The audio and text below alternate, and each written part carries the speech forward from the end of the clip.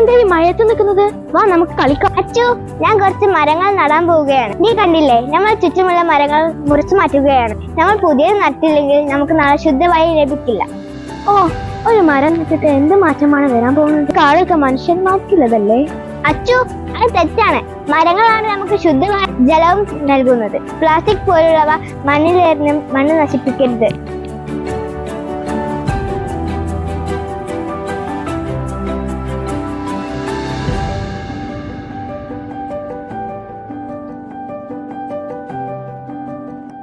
എന്താ മക്കളെ ഇവിടെ ഒരു തർക്കം?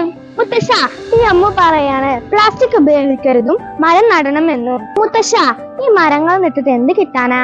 മോളെ അച്ചു, ഓരോ തുള്ളി വെള്ളം കൂടുമ്പോഴാണ് കടലുണ്ടാവുന്നത്. അതുപോലെയാണ് മരം. മോളെ, പ്രകൃതിയെ സംരക്ഷിക്കേണ്ടത് നമ്മളെ എല്ലാവരുടെയും കടമയാണ്. എന്നാൽ മാത്രമേ നമുക്ക് ആരോഗ്യത്തോടെ ജീവിക്കാൻ പറ്റൂ. ക്ഷമിക്കണം മുത്തശ്ശ, എനിക്ക് തെറ്റ് പറ്റി. ഇനി ഞാൻ പ്ലാസ്റ്റിക് വലിച്ചെറിയില്ല.